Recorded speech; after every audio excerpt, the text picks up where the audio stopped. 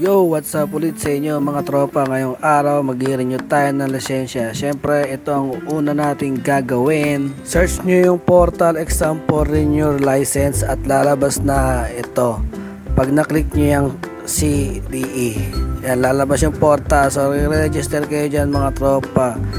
Mag-register kayo at pipila pa nyo yung mga lalabas dyan. So, ito ang mga lumabas dyan, mga driver license, expired date, at serial number ng lisensya nyo. Nasa likod ang serial number ng lisensya nyo mga tropa.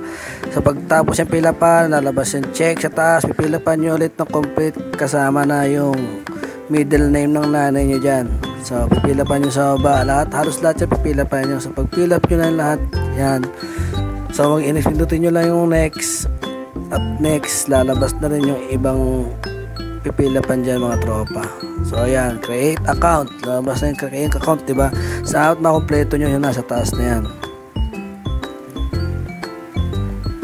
So after nyo ma-create account, check yan sa taas at ang lalabas nyan ay eto na, pang success na. So pag success na, magsisend yan sa email nyo magsisend sa email nyo yan ng link. So doon nyo pipindutin yung link para mas satisfied yung register nyo. So pagpindot nyo ng link na yan mga tropa, lalabas na yan password nyo at email ad na ni-register nyo. So magsisend din siya ng sa portal code na gusto nyong gamitin para ma-sign in nyo. So pag sign in nyo ito lalabas. So lalabas yan. Pag scroll nyo bababa, lalabas tong password na yan. Please code, kailangan tama, tapos i-check nyo po yung nasa taas at lalabas na po yung enroll individual, tapos pipindutin nyo po yung CD online verification, and then pupunta po kayo sa